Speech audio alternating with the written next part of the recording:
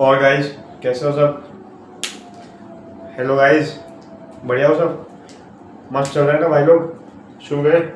चलो फिर video pause कर लो, क्वेश्चन ट्राई कर लो, ठीक है। पढ़ते क्वेश्चन आ जाओ। Which of the following equations represents curve for which intercept cut off by any tangent on y axis is proportional to cube of ordinate of the point of tangency। ये फिर से वही question आ गया differential equation का classic मतलब वो वाला information दे रखी है। पहले रफ डायग्राम बनाएंगे, ठीक है, फिर रफ डायग्राम से डिफरेंशियल इक्वेशन बनाने की कोशिश करेंगे, इंफॉर्मेशन जो दी है, फिर डिफरेंशियल इक्वेशन सॉल्व करेंगे, जो कर्व आएगा वही अपना आंसर हो जाएगा, ठीक है। देखते हैं क्या बोल रहा है। Curve for which intercept cut off by any tangent, पहले तो कोई कर्व मान लो रैंडम से, ठीक है, ऐसा कुछ होगा, ठीक है, मुझे नहीं पता कैसा भी है। इस पे ये पॉइंट मान लो, पॉइंट P x, y, ठीक है। बोला है intercept cut off by any tangent, ये एक टेंजेंट हो गई। इंटरसेप्ट कट ऑफ मतलब y एक्सिस पे इंटरसेप्ट काट रहे, ठीक है। इस प्रोपोर्शनल टू, ये इंटरसेप्ट जो है ना वो cube of coordinate of point of tangency. Point of tangency अभी यहाँ पे टेंजेंट P पॉइंट पे है, तो ऑर्डिनेट मतलब y एक्सिस, मतलब ये जो इंटरसेप्ट जो है ये y के क्यूब के प्रोपोर्शनल है, ठीक है। इंफॉर्मेशन पता चल गई। इंटरसेप्ट कैसे आएगा, पहले टेंजेंट की इक्वेशन लिखेंगे। टेंजेंट की इक्वेशन कैसे लिखेंगे, इक्वेशन लिखने के लिए हमें 2 पॉइंट चाहिए होते थे। एक कोई और पॉइंट मान लो, ठीक है, ये हमने मान लिया P जिस पर टेंजेंट है। एक पॉइंट और मान लो x, y, ठीक है। ये वेरिएबल है x, कैपिटल X और कैपिटल Y, हमें नहीं पता है ना, वेरिएबल मान लिया हमने, ठीक है। तो इक्वेशन हम लिख सकते हैं y minus y equals to slope, tangent का स्लोप dy बाई dx हमें बचपन से पता है, into capital X minus small x। अब हमें इंटरसेप्ट के लिए x कोऑर्डिनेट 0 करना है, ठीक है, तो ये x कोऑर्डिनेट को पुट कर दो 0, ठीक है। y हमें चाहिए जिसको हमने बोला है intercept, tangent to intercept cut कर रही है y एक्सिस पे। पहले y निकाल लो, आ जाओ, y आ जाएगा y स्मॉल y प्लस मतलब minus x into dy by dx। ये हमें प्रोपोर्शनल दे रखा है ऑर्डिनेट के क्यूब के, तो इसको y क्यूब के प्रोपोर्शनल कर दो, ठीक है, प्रोपोर्शनल कर दो। अब सॉल्व कर लेंगे, कैसे सॉल्व करेंगे, हम कैपिटल Y जानते नहीं है, हमें तो सिर्फ स्मॉल y x और dy बाई dx। समझ रहे हो तुम क्या कह रहे हो, मैं इसको तो निकालना है ना यार, ये तो आर्बिट्ररी कुछ है, हमें क्या पता, और हमें पता है कि ये इसके बराबर है। अब सॉल्व कर लेंगे, कैसे सॉल्व कर लेंगे, हमें पता चल गया कंडीशन क्या थी, ये जो पॉइंट है ये y क्यूब के मतलब ये जो इंटरसेप्ट की जो लेंथ थी जो हमने निकाली बड़ी मेहनत से, ये y क्यूब के प्रोपोर्शनल है तो एक कांस्टेंट लगा दो के इंटीग्रेट कर देते हैं, हो जाएगा काम। डिफरेंशियल इक्वेशन सॉल्व करनी है बस, अब तो बन गई बड़ी मेहनत से। इक्वेशन ये है अपनी, ये देखो, प्रोपोर्शनलिटी का साइन हटाने के लिए कोई कांस्टेंट मान लो के, इसको सॉल्व करना है हमें, ठीक है। देखते हैं क्या बन रहा है, xt बन रहा है, ld बन रहा है या bd बन रहा है, ठीक है। dy बाई dx के साथ हमेशा पॉजिटिव साइन होनी चाहिए, ठीक है। x से डिवाइड कर दो पूरे को। अब ध्यान से देखो, यहाँ सिर्फ x का फंक्शन नहीं है, y क्यूब भी है, तो तुम्हें चमक गया होगा, ये क्या है, ये है bd, ठीक है। bd क्या होता है, बर्नौलीज डिफरेंशियल इक्वेशन, ठीक है। इसको सॉल्व करते कैसे है, दोनों साइड y क्यूब से डिवाइड मार दो, ठीक है। पहले भी सिखा रखा है, ऐसा क्वेश्चन हमने किया है। y क्यूब से करोगे तो इधर y क्यूब आएगा, y स्क्वायर, अब -1 बाय वाई स्क्वायर को t मान लो, ठीक है, जो 1 बाय x के साथ लिखा है। इसको t मानने से क्या होगा, डिफरेंशिएट करो दोनों तरफ x के रिस्पेक्ट में, ठीक है। हम ये कचरा निकालने की कोशिश कर रहे हैं, कैसे निकलेगा, यहाँ क्यूब आएगा, ठीक है, y क्यूब से डिवाइड किया था, ये देखो y क्यूब, गलती से y स्क्वायर आ गया, ठीक है।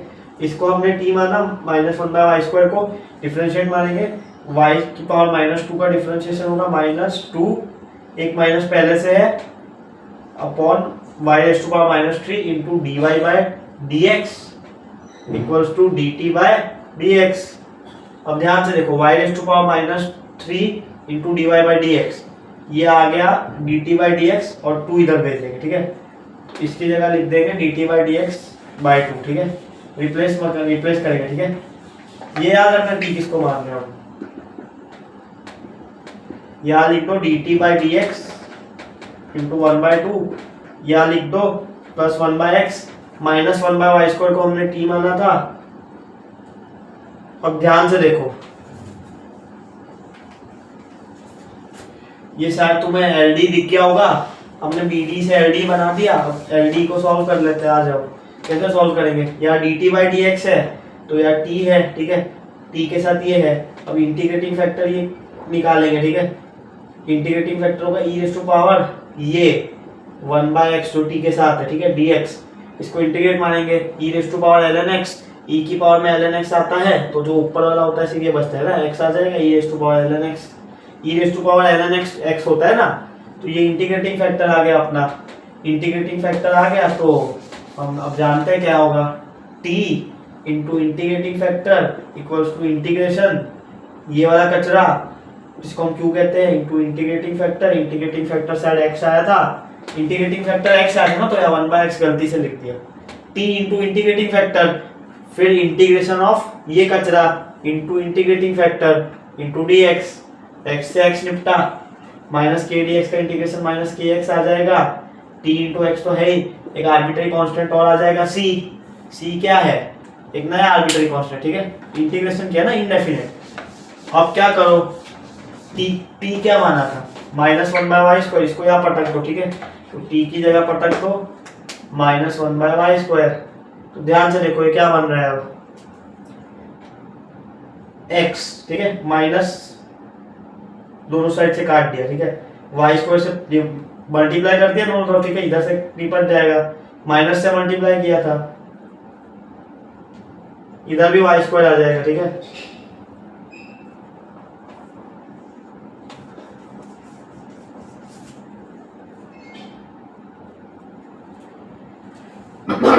सही कर रहे हैं सब हम लोग, कुछ गलत कर दिया ना हमने।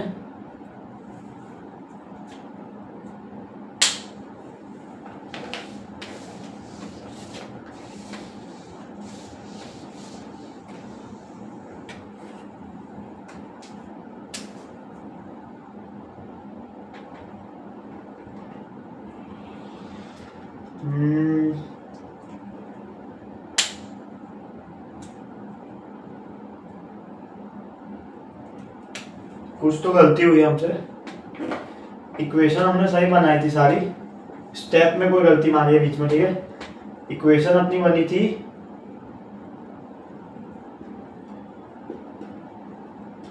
ठीक है, एक बार चेक कर लेते, कुछ नहीं।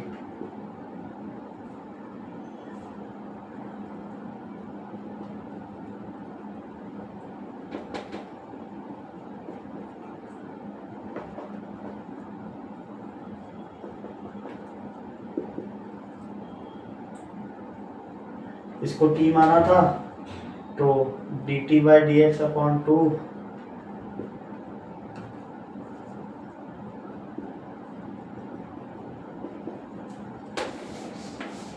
गलती हमारे साथ ये हुई थी, एक बीच में हमने गलती मार दी, ठीक है, वो भूल जाओ जो हमने किया। अब यहाँ से करते हैं, फिर से आ जाओ, 2 से मल्टीप्लाई करना भूल गए थे हम, क्योंकि dt बाई डी एक्स हमेशा अकेला आता, ठीक है, हमने ये गलती कर दी। अब इंटीग्रेटिंग फैक्टर बदल जाएगा, इंटीग्रेटिंग फैक्टर हो जाएगा e raise to power integration 2/x dx, ये हो जाएगा e raise to power ln 2 as it is x, अब 2 पावर में जाएगा e raise to power ln x², और e raise to power ln कुछ भी हो तो सिर्फ ई और ln गायब हो जाते हैं, तो ये x² आ जाएगा, ठीक है। इंटीग्रेटिंग फैक्टर x² आ गया अपना, ठीक है। पहले हमने गलती की थी एक, आ जाओ, इंटीग्रेटिंग फैक्टर आ गया x²। अब इंटीग्रेटिंग फैक्टर आ गया तो लिख दो t into x² equals to integration ये वाला कचरा -2k/x into x² integrating factor dx, integrate मारो, x इसका इंटीग्रेशन देखो minus k as it is 2x dx का इंटीग्रेशन x स्क्वायर आ जाएगा, ठीक है। एक कांस्टेंट और आएगा c क्या है, आर्बिट्ररी नया कांस्टेंट, इंटीग्रेशन क्या है, ठीक है।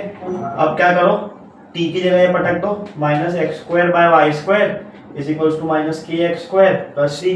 पूरी इक्वेशन को एक्स स्क्वायर से डिवाइड करा, एक्स स्क्वायर निपट गया, ठीक है। ध्यान से देखो क्या बन रहा है, minus one by y square को आप फेंक दो, ठीक है, plus c by x square, इसको यहाँ पटका, ठीक है, और इसको यहाँ फेंक दो, के से भी डिवाइड मार दो, सी बाय के, वन बाय के, कुछ नहीं कर रहे, आर्बिट्ररी कांस्टेंट ये ऐसे अच्छे नहीं लग रहे, आंसर बनाने की कोशिश करो, इक्वल्स टू 1।